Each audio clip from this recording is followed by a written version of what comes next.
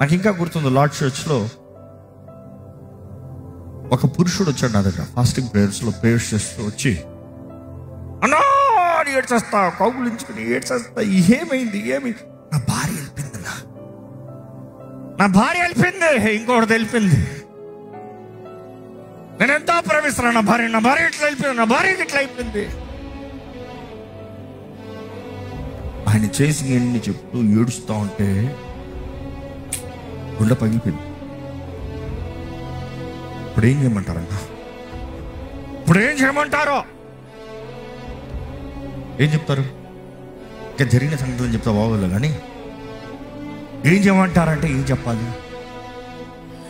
భవిష్య గ్రంథంలో నుండి దేవుడు ఏం చెప్తున్నాడో అదే చెప్తాం. ఓ నీ భార్యని తెచ్చుకుంటాం మాత్రం కాదు, ప్రేమించు, నేను ప్రేమిస్తాను సిద్ధమన్నా. కానీ వెళ్ళు. కానీ నెక్స్ట్ ఫ్రైడే భార్యతో పాటు వచ్చాడు. అమ్మా అంటే ఏడు చేస్తున్నాను, తప్పు చేశాను. ఆమె తప్పు చేస్తున్నాను ఒకటి చెప్తా ఉంటే ఆయన పక్క నుండి ఏమంటాడు తెలుసా?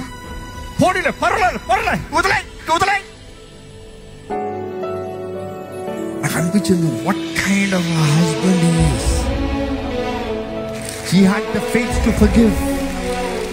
ఆయన అంటా ఒక మాట అన్నాడు, మన అందరూ పాపలమే, దేవుడు మనల్ని క్షమించలేదా, నన్ను క్షమించాడు కాబట్టి నేను క్షమిస్తున్నాను.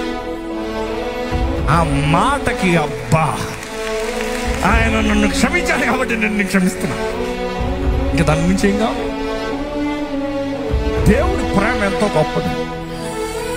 ఈరోజు ఇక్కడ ఉన్న మన అందరం ఏదో ఒక విషయంలో ఎవరో ఒకళ్ళు మనల్ని అఫెండ్ చేసుకోవాలి, ఏదో ఒక విషయంలో ఎవరో ఒకళ్ళు మన ఏదో రీతిగా బాధ పెట్టినాం. కానీ దేవుడు అన్నాడు క్షమించు.